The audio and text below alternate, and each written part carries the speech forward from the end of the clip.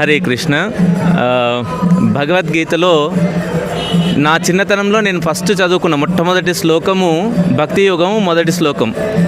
ఏవం సతతయుక్తాయే భక్తాస్త్వాం పర్యుపాసతే ఏ చాప్యక్షరం అవ్యక్తం తేషాంకే యోగ విత్తమ. నేను నేర్చుకున్న మొట్టమొదటి శ్లోకం ఇది కాబట్టి అది నాకు ఇష్టం. ఎందుకు దాని ద్వారా భగవద్గీత పరిచయం అయింది నాకు.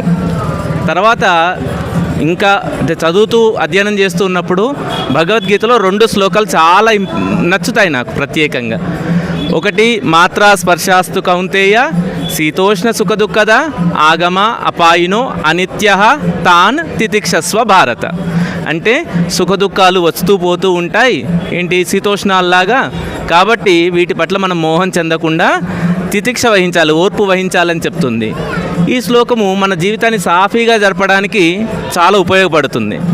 పైగా మొత్తం భగవద్గీత సారమంతా ఉండే శ్లోకం ఇంకోటి, సర్వధర్మాన్ పరిత్యజ్య మామేకం శరణం వ్రజ అహం త్వాం సర్వపాపేభ్యో మోక్షయిష్యామి మా శుచః.